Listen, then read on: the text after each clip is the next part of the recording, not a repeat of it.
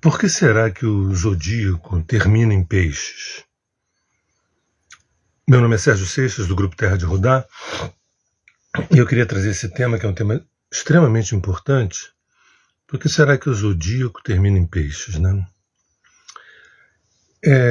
Anos atrás, nós estávamos na Terra de Rodar fazendo um retiro em Mendes, no Rio de Janeiro, no estado do Rio de Janeiro, e uma pessoa disse assim, mas mãe não vem com manual. E aí eu retruquei dizendo que mãe vinha com manual. E depois eu acrescentei dizendo que o ser humano, ele vem com manual. Isso é de extrema importância, e essa é a razão pela qual eu estou fazendo esse vídeo aqui, né, para a gente fazer uma reflexão. Todos nós que nascemos no planeta Terra e a gente percebe um percurso da Terra ao redor do Sol, né, durante 365 dias, a gente tem as 4 estações, tem dia e noite, tem todo esse universo de masculino e feminino, de Yang e de Yin, mas o sistema solar ele tem uns códigos que a gente precisa dar uma decifrada. Essa é uma das razões pelas quais a arqueoastrologia se debruça. A gente tem, por enquanto, no nosso consciente, nós temos por enquanto, a gente vem Plutão, Netuno, Urano, a gente vem Saturno, Júpiter, o cinturão de asteroides, Marte, né, a Terra, vem Vênus, Mercúrio, Sol, tem a Lua aí também, que a gente coloca, a gente sabe que é satélite, a gente coloca como planeta, assim como o Sol é uma estrela, a gente também, para facilitar a nomenclatura, a gente coloca como planeta. E isso tudo, esse código, que para os astrônomos não são simplesmente corpos com massas, com ações gravitacionais, né, com constituição química, que é super bacana, super legal, é super importante estudar, embora as nossas lentes de captura possam nos trair também, né? Tem muito mais para além daquilo que a gente consegue enxergar ou no microscópio, ou no telescópio, ou na nossa vista desarmada. E então os astrônomos jamais chamariam isso de código, mas os astrólogos que já têm uma chegada mais próxima do universo simbólico, arquetípico, no universo psi, a gente pode perceber que é um código dessa trajetória que vai de Plutão até o Sol. Os planetas que estão próximos do Sol, né, eles falam muito de características de personalidade.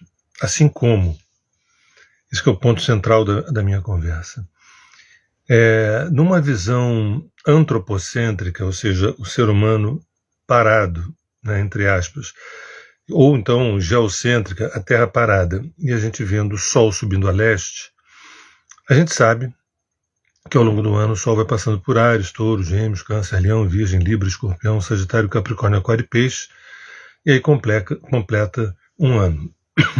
Começa lá em torno do dia 20, 21 de março, né, o Sol a 0 de Áries e tudo mais. O que a gente não se deu conta, e que é importantíssimo que a gente acorde para isso, é que essa jornada do Sol é o manual do nosso processo de individuação. É o manual do nosso processo de nós nos tornarmos seres não divididos, seres individuados. A gente pega os primeiros signos, ou os primeiros arquétipos, ou as primeiras informações no início do ano astrológico, o arquétipo de Áries, Touro, Gêmeos, a gente vai encontrar ali uma demanda de sobrevivência material, tanto do ponto de vista da comida, do corpo físico, como do dinheiro também. E a gente também vai encontrar uma necessidade de especular o ambiente à volta, de andar, de caminhar, de perscrutar o ambiente à volta, que é esse aspecto geminiano. Quando a gente avança um pouco, o caminho do Sol, o caminho que o Sol faz ao longo do ano, que ele passa por Câncer depois, Leão, a gente observa também que aí vem um quadro emocional. Depois da gente se ocupar dessa materialidade, que é do alimento desse corpo, e por que não dizer também o alimento desse bolso, onde a gente encontra o elemento touro, ali, o arquétipo de touro. Ao entrar em Câncer e Leão, a gente vai abrir uma outra instância, que é a instância emocional. A instância emocional, né, onde a gente fala de família, de vínculos, de raízes. E aí a gente vai caminhando para Leão, né, de paixão, né, desejo, prazer, tesão. Quando a gente avança nessa jornada do Sol, o Sol está nos dando dicas da nossa jornada, do nosso manual, não de sobrevivência, mas um manual de autorrealização. Quando a gente chega no 6º arquétipo de Virgem, a gente se encara com o início de uma certa maioridade produtiva, né? O que eu preciso fazer, produzir, né, para me manter. O que eu gosto? Trabalho, a profissão, o meu dia a dia, né, o meu manejo no dia a dia para gerar essa sobrevivência. No arquétipo de Virgem, a gente ainda não está muito ligado à questão do prazer, que já foi abordado por Leão, e sim o aperfeiçoamento da nossa estadia do mundo através da força produtiva, através do trabalho. Em Libra, o 7º portal do processo de individuação, processo de autorrealização, a gente verdadeiramente descobre o outro. O outro parece que se torna visível aos nossos olhos. A casa de casamento, parceria, associações, que em tese a gente deveria enxergar o outro. E mais do que isso, se enxergar a partir do outro, através do outro. A gente repara que todo esse caminho do Sol através dos signos não só é um processo de autorrealização, como também é um processo de compartilhar essa jornada com o entorno, com o mundo à volta. Então, em Libra, é um momento muito difícil, que a gente vai preparar o 8º portal, o 8º arquétipo, que é Escorpião. É muito difícil porque a gente escolhe aquele amor, aquela relação, aquele vínculo, aquela história, aquele projeto a dois, né? E precisa fazer um sentido aquilo tudo. Mas, via de regra, a gente não está tão preparado assim, né? Via de regra, a primeira união, o primeiro casamento, o primeiro encontro, ele é um bom rascunho. Via de regra, o segundo também.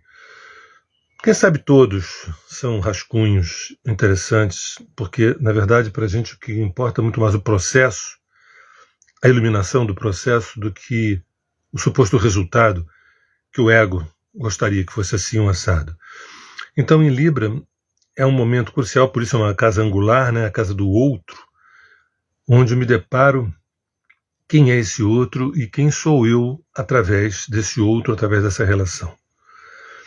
E logo em seguida vem o 8º desafio, o 8º arquétipo, que é Escorpião, que é onde a gente conhece a morte, propriamente dita. A morte, ela nasce depois do casamento, do encontro, da parceria, da jornada 2, da escolha da outra pessoa para caminhar juntos. Porque é como se até Virgem a gente fosse se lapidando um pouco para a gente se comprometer em Libra numa relação, quem sabe mais sólida, para essa jornada, que é a jornada evolutiva. É uma jornada evolutiva. Quando a gente fala jornada de construir uma família, de ter filhos, de comprar uma casa, mudar o carro, um carro novo, comprar uma casa de campo, para quem pode, né, tudo isso, né? Para quem pode tudo isso. Na verdade, o que está em jogo não é isso, não é nada disso. É o processo evolutivo. Daqui a pouco a gente não está mais aqui e tudo isso é pulverizado. A casa de campo, a casa que mora, o carro novo, os próprios filhos. O que a gente leva com a gente é a relação que a gente estabeleceu com todas essas situações que a gente foi ao encontro dele. Então, é em Escorpião que a gente começa a ver uma série de coisas caindo, morrendo, partindo. A gente conhece a palavra adeus, né? Que é muito importante para o que virá. É muito importante para o que virá.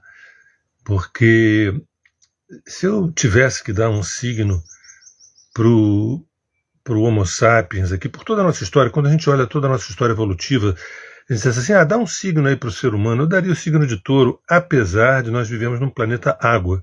A gente vive num planeta água, que a gente chama de planeta Terra, mas quando a gente olha, né, esse exacerbado materialismo, apego, né, a gente percebe que a gente está ainda naquela busca de sobrevivência material, né, será que vai faltar comida? Como se a guerra, a gente estivesse trazendo uma memória de guerras que pode faltar comida e a gente tem que ter uma base, uma poupança, uma coisa. E via de regra, a gente nem chega a Gêmeos, porque Gêmeos aparece para a gente como um lado mais de dispersão do que propriamente de linguagem, comunicação e aprendizado. Eu me refiro nesse momento a um padrão de ser humano regredido emocionalmente, regredido psicologicamente. Em Escorpião, que na verdade faz um quincúncio com Gêmeos, ou seja, eles se estranham um pouco, não as pessoas mas os arquétipos, porque Gêmeos tem um lado um pouco mais superficial, Escorpião é bem mais profundo. Escorpião ele vai nos exigir que a gente tenha uma familiaridade com as nossas mortes, com as nossas despedidas, né, para que o nono portal, a nona etapa da jornada, né, em Sagitário, represente a clareza do Dharma, a clareza do propósito. Sabe quando a gente vai semear alguma coisa que a gente tem que limpar o terreno, limpar, tirar as ervas daninhas, estercar? Isso tem muito a ver com a casa 8 ou com o Escorpião, porque tanto você arrancar, fazer morrer algumas ervas que não interessam daquele plantio, e você trabalhar com adubo, com esterco, tudo isso é uma força escorpiônica para preparar Sagitário, que seria a semente escolhida. A semente escolhida. Né? E que a gente pode chamar de Dharma, de propósito, de caminho, podemos chamar do tal também. Não é à toa que o signo de Sagitário está muito associado às religiões, à filosofia, à teologia, ao exterior, a viagens para o exterior. A ideia das viagens para o exterior não é só turismo é Gêmeos, né? A ideia do Sagitário é de você querer, olha, eu acho que toda vez que eu viajo, que eu vou para a Europa, para a América do Norte, para a Ásia, eu volto diferente, algumas fichas caem, alguma coisa acontece comigo. Tem gente que, com a Casa Nova, vai fazer mestrado, doutorado, pós-doc, tem outros que vão viajar. E isso é como se fosse o mestrado, doutorado de certas pessoas. Então, depois que essa purgação é feita em Escorpião, a gente entra em Sagitário, que seria a clareza do Dharma, a clareza do caminho. O antepenúltimo portal, o 10º portal, Capricórnio, é quando a gente precisa se sentir a obra. Nós precisamos nos sentirmos a própria obra. Porque até então, né, olha o que eu fiz, olha a obra que eu fiz, olha a poesia que eu escrevi, a música que eu compus, olha a ponte que eu criei, né, olha a mulher que eu escolhi, olha o homem que eu escolhi.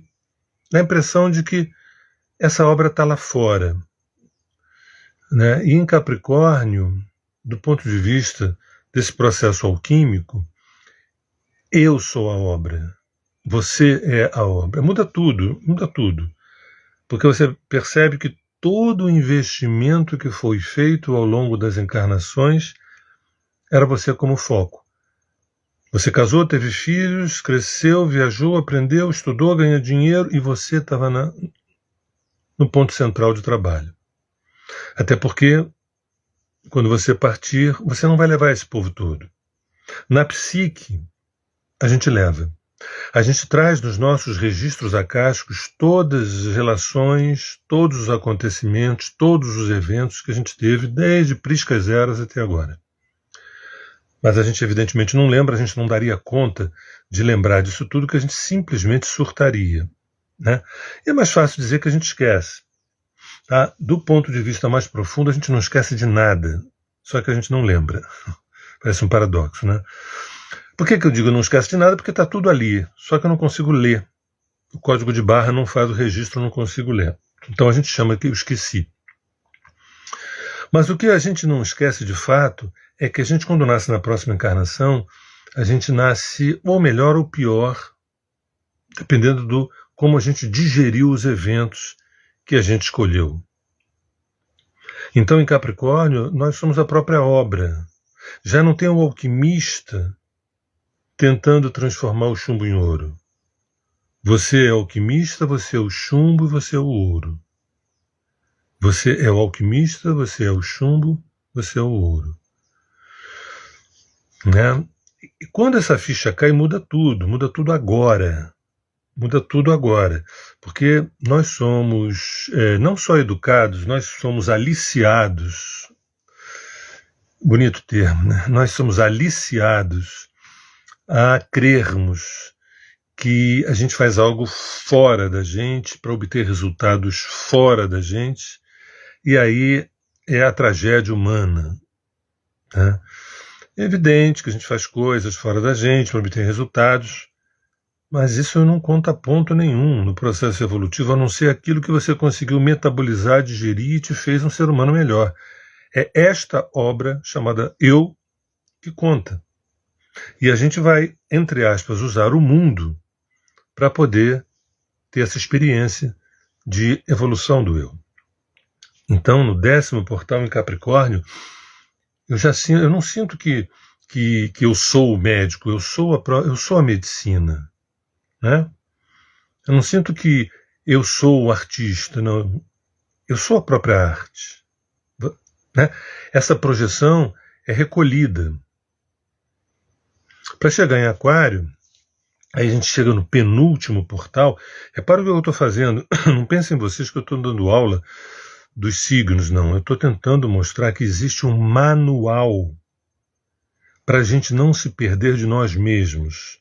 O caminho que o Sol faz ao longo do ano, que vai de Áries a Peixe e termina em Peixe, o zodíaco termina em Peixe, é mostrar que esse é o caminho que todos nós, sem uma única exceção, deveríamos fazer conscientemente e não gastar o nosso tempinho dizendo eu sou Leão, com ascendente Aquário, com a Lua em Peixe, entendeu? A minha Vênus está na 2, meu Marte está na 8. Isso daí, do ponto de vista das informações importantíssimas para o meu autoconhecimento, é maravilhoso, é fantástico, é incrível. A astrologia, olha, eu sou suspeito para falar, não me provoquem, eu sou suspeito para falar. Eu acho a astrologia, pelo menos da onde eu me meti, né, o maior dos conhecimentos. Que diz respeito a quê? A física quântica, diz respeito a matemática, não, diz respeito ao homem conhecer a si próprio e se autorrealizar. Só isso. Isso tudo. Por esses caminhos que eu andei me embrenhando esses 42 anos, né, não fazendo da astrologia tão somente um lugar. Eu sou de um tempo que antigamente a pessoa fala assim, fui num astrólogo, cara, bateu, o cara descreveu meu signo, meu ascendente, tem tudo a ver, bateu. Era coisa do bateu, né? E, ele disse que eu sou super criativo, tem muito a ver com o meu ascendente Aquário. Né? Essa é a primeira chegada, essa é a primeira introdução, mas um pouco mais adiante a gente vai ver que essas informações todas são informações muito preciosas para o processo de autorrealização. Né? Muito mais ainda, tem muito mais coisa que não dá nesse vídeo. As relações entre o mapa astral, né, as civilizações antigas que aparecem no mapa astral, correlacionadas com raças estelares também. Gozado eu estar tocando nesse assunto na beira de entrar em Aquário agora. O 11º portal, 11º arquétipo desse processo de autorrealização, repare que eu não falo de realização, de autorrealização, de realização de si mesmo. Esse portal, quando em Capricórnio você percebe que você é a própria obra, em Aquário é a hora de transcender essa obra. Isso é quase cruel com o ser humano. Quando a gente, na idade da razão, unidade da intuição, unidade do amor, a ficha consegue cair de que nós somos a obra, já podia parar por aí, mas não. Sabe por quê? Corre o risco ainda da gente se apegar a essa obra que eu me tornei. Qual é o risco até da gente dizer assim, olha o que eu me tornei, que maravilha. Tem gente que, do meu ponto de vista, erradamente diz que a casa 10 é a casa da profissão. Não é. A casa 10 não é da profissão. Casa 6, Virgem, é da profissão. Casa 10 é da autorrealização. Você não pode ter profissão no antepenúltimo signo. Profissão não é o tema. Já vem entrar em Aquário e Peixe. Aquário e Peixe está perto da iluminação. Ninguém está falando mais em profissão. Nós podemos estar falando de trabalho que essa obra exerce. Em Aquário, que é o penúltimo portal, por que será que é o penúltimo portal? É onde abre a ideia da transcendência, de você não... Quer dizer, eu sou além da obra que eu me tornei. Aqui nessa existência, através de processos de crescimentos aqui e ali, de experiências de luz e sombra, de subidas e descidas, eu me tornei esse ser humano, digamos, melhor do que eu era antes. Fantástico, fantástico. Mas tem mais, e eu desconheço o que vem por aí. Aí entra Aquário. Eu entrego, eu solto, eu largo aquilo que eu me tornei. Porque, na verdade, eu não me pertenço. Porque, na verdade, eu não me pertenço. E é esse arquétipo de Aquário, essa experiência de Aquário, o penúltimo portal que vai mexer com o estado díper, que na Terra de Rudá a gente trabalha com um estado de diferenciação e pertencimento. Diferenciação, Aquário, pertencimento, Peixes, que está chegando. Estamos batendo na porta de Peixes. Por que será que Peixes é o último signo do zodíaco? Está dando para entender agora. Então, é em Aquário onde a gente começa a pulverizar, tornar rarefeita essa obra que a gente se tornou. Porque, na verdade, eu nem sou essa obra. Porque, na verdade, no fundo, eu não sei quem eu sou. E aí, nesse estado de díper, de diferenciação e pertencimento, esse estado búdico, esse estado de despertar, esse estado de iluminação. Não sei se vocês sabem, o Urano, que rege Aquário, ele leva 84 anos para fazer a sua revolução, para voltar ao seu ponto de origem. A arquitetura da psique humana, aqui no sistema solar e no planeta Terra, foi feita de tal ordem para a gente ter, entre aspas, a última chance de iluminação nesta encarnação em torno dos 84 anos. Prestem atenção que isso é um dado curioso.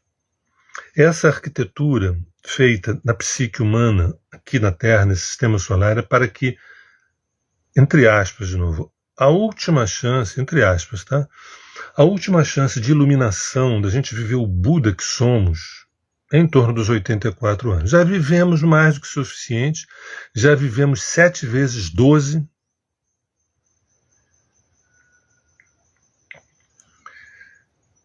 E o que acontece para uma cultura desatenta, dispersa, deseducada, uma cultura adormecida, embriagada? O retorno de Urano, ele eclode com AVC, com Alzheimer, com Parkinson. Acho que há uma certa diferença, não? Entre iluminação e Parkinson, entre estado díper e Alzheimer, entre despertar, né, e senilidade. Mas, Sérgio, peraí. Antes de você entrar em Peixes, me repete isso. Você quer dizer o seguinte, que o ser humano foi preparado para, ao longo da sua existência, percebendo esse manual, que são essas 12 etapas, os 12 arquétipos, se autorrealizar e se iluminar. E que, do ponto de vista um pouquinho mais cartesiano, em torno dos 84 anos é quando o Urano volta ao seu ponto de origem, entre aspas, a última chance disso acontecer, e na maioria dos casos isso resulta em Alzheimer, Parkinson ou AVC. É isso que eu estou entendendo? Mas espera aí, a minha avó teve AVC, meu pai teve Alzheimer. significa o quê? Significa que talvez eles tenham sido reprovados nesse manual, nessa guirlanda, nesse colar de arquétipos, nessa guirlanda de arquétipos, eles tenham sido reprovados e o que coube a eles foram digressões de Urano, digressões de Aquário. Acho que você entendeu. Brindemos ao seu entendimento.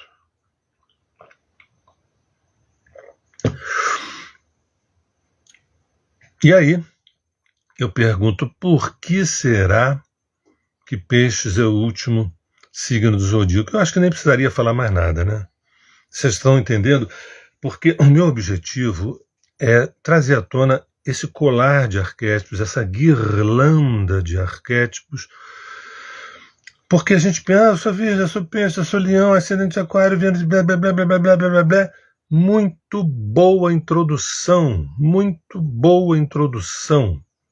Agora, não fiquemos nos primeiros capítulos do livro. A gente está aqui para se iluminar, a gente está aqui para despertar. E está aqui o manual. Cara, eu quero estudar como é que é o negócio de Áries, como é que é Touro, Gêmeos, como é que faz Câncer. Mas você não é de Câncer. Não... Quem disse que eu não sou de Câncer? Quem disse que eu não sou de Leão? Quem foi que falou que eu não sou de Peixe? Onde é que está isso? Eu descobri no meu mapa que todos os signos estão no meu mapa. Uns têm planetas, outros não. Eu descobri que todos os signos sou eu. Gente, você está na beira da experiência de pertencimento. Nesse momento a gente entra em Peixes. O 12º arquétipo, o 12º portal, o último portal. Né? E aí é o seguinte, em Capricórnio, a ficha caiu que você é a obra. Em Aquário, você percebeu que você nem é a obra, você é mais do que isso, e você não sabe muito bem nomear. Em Peixes, você vive a experiência, né, da vacuidade, do silêncio, da experiência do retorno à fonte. Ainda que isso possa ser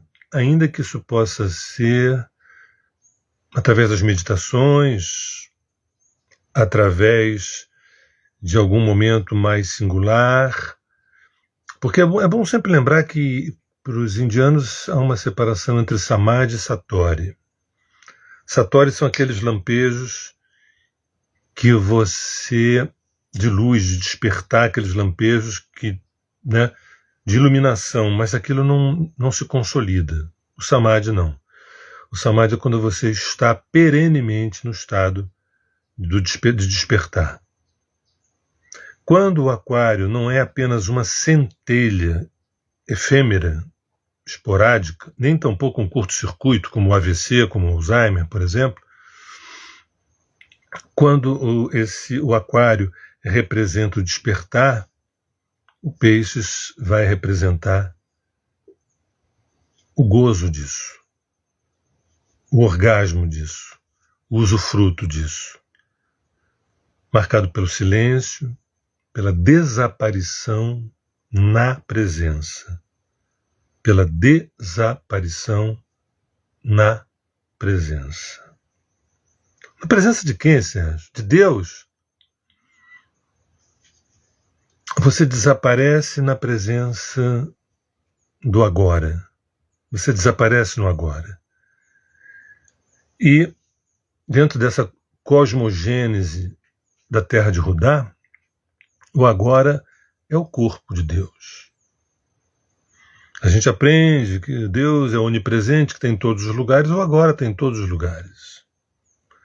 É bom lembrar que o agora aqui do planeta Terra não é o mesmo agora de Sírios, de Órion, das Pleiades, né? São cronologias, são marcações de tempo diferentes, mas existe um agora que é para todo mundo. O que está rolando aqui, nesse vídeo, nesse momento, rolando em vários universos diferentemente. Então, desaparecer na presença, sabe o que é desaparecer na presença? é quando a gota retorna ao oceano. Quando a gota retorna ao oceano. Né? Qual é o objetivo da gota? É retornar ao oceano. O oceano é peixes. E ela pega os caminhos dos rios, dos afluentes, buscando sempre o grande corpo, que é o agora, que é Deus, que é a fonte primordial. Bem, eu espero que tenha ficado claro uma coisa. Me dói em particular perceber pessoas batendo cabeça em relação à questão afetiva, questão material, grana, finanças, profissão, família, sabe? Uma dificuldade com a mãe, uma dificuldade com o pai. Essa dificuldade com a mãe não acaba nunca, essa dificuldade com o pai não acaba nunca. Parece que eu me construía a partir da dificuldade com a mãe, me construía. Tudo isso tem uma importância muito grande. Até a 5ª, 6ª, 7ª página. Depois, olha, vamos adiante. Não porque vamos virar as costas para isso, não. Mas porque a gente tem a obrigação de resolver esses assuntos dentro da gente. Não com fulano, com beltrano, com ciclano. Você tem que resolver isso com a tua mãe. Mas que mãe você se refere? A minha mãe biológica ou a mãe que está dentro de mim? Às vezes eu não consigo resolver esse assunto com a minha mãe, mas eu resolvi dentro de mim. E por extensão isso está resolvido fora, ainda que ela não tenha se transformado. Então, é disso que eu estou falando, de que e eu estou tocando nesses assuntos num momento especial, nessa transição planetária, num momento especialíssimo que a gente tem que aproveitar e sermos exigentes em relação eu quero mais de mim. Eu quero mais de mim. E quando eu olho o meu mapa natal, eu quero mais. Teve um momento aí, Sérgio, que você ensaiou falar uma coisa e não desenvolveu. Você falou que através da carta natal dá para você perceber civilizações antigas, como os sumérios, babilônios, acádios, persas, maias, incas, e posteriormente também gregos, romanos, depois europeus, americanos do norte. Dá para ver no mapa essas digitais do meu percurso ancestral? É isso aí. Mas você deixou margem para dizer que também dá para perscrutar raças estelares através do mapa? É isso aí. Gente, a gente tem que fazer uma ordenha do mapa natal. O mapa natal, a carta astrológica, é uma vaca generosíssima, de tetas abundantes. A gente tem a obrigação de fazer essa ordenha e tirar o máximo, não por uma mera curiosidade mental, intelectual. Eu quero ser muito feliz. E essa felicidade não é minha, não é só minha. Sabe, no conceito budista, Bodhisattva é aquele que, ainda que ele tenha se iluminado, ele chega na porta do Nirvana e ele não entra, enquanto o último não entrar. Esse é o caminho. Nós nos tornarmos alunos e professores o tempo inteiro. Referências de pessoas que precisam se encontrar. Quando criamos, eu e Lígia, a arqueoastrologia, as 5 etapas, e na terceira o mapa dármico, era uma tentativa quase desesperada de dizer, gente, tem bússola, tem GPS. Eu acho uma grande de uma sacanagem. A gente com esse conhecimento, eu não estou aqui nem gastando tempo falando assim, com o conhecimento da filosofia, da ciência, isso tudo é bom, ajuda, mas eu estou falando de um conhecimento focado na autorrealização, na felicidade perene, que é a astrologia. E diria astrologia dármica e diria arqueoastrologia. Uma tentativa de falar assim, gente, acorda porque a gente vai ficar batendo cabeça, se distraindo, se dispersando. E, claro, a gente também tem que associar que esse processo de autodescoberta, o nome disso é prazer e trabalho. Prazer e trabalho. A gente foi contaminado com a ideia de que trabalho é uma coisa ruim, uma coisa horrível. Se eu pudesse, eu ganhava na loteria, eu não trabalhava. Só que sem trabalho, a gente não consegue viver o orgasmo existencial.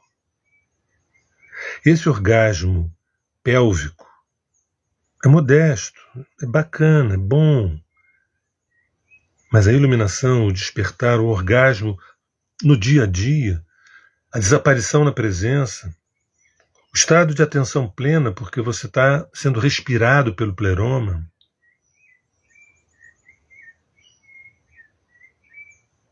a alma é uma zona erógena.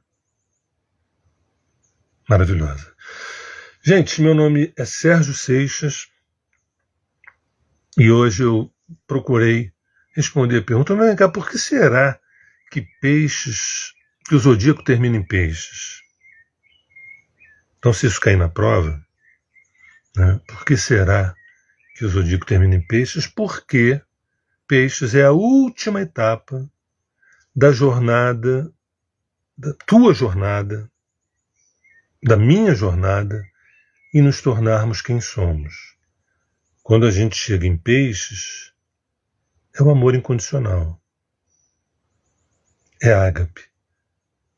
É o amor crístico.